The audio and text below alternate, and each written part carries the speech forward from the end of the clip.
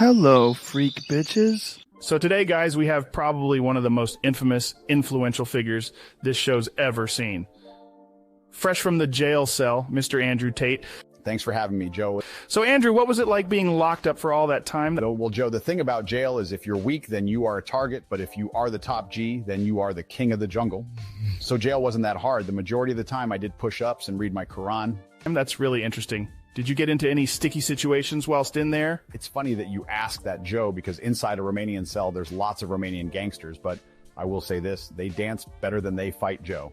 Ha ha. Can you elaborate on that one, Andrew?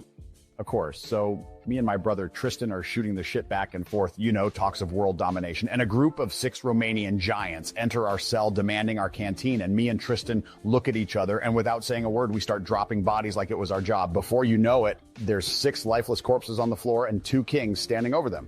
Holy shit, that's crazy. So your brother, you seem to share a lot of respect for each other.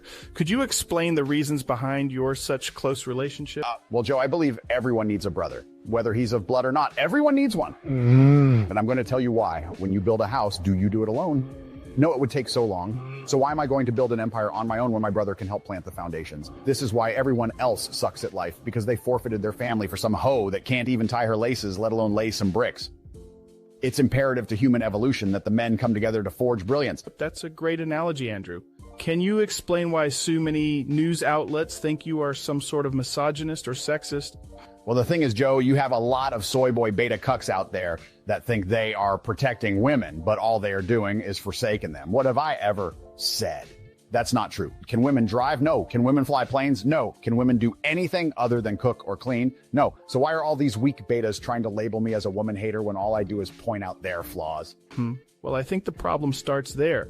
You are generalizing an entire gender to things that may not be true. How can you not see that people may misconstrue that as misogynistic? Well, Joe, the problem isn't in the things I say. The problem is, it's the things they can't do. Am I about to apologize for some half-witted woman who can't tell the difference between left and right?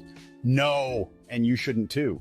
Maybe if we concentrated on educating the women on how to do these things rather than change one man's perspective, then we wouldn't have so many problems in the world of... Well, I don't believe that to be true or accurate.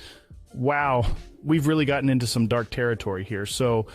Let's move on. Can you speak upon what it is to be a man that came from nothing and now has all the money in the world? Of course I can, Joe. For all the brokies listening right now, put your phone down, stop texting that hoe, leave your ugly wife, and pave the path to greatness.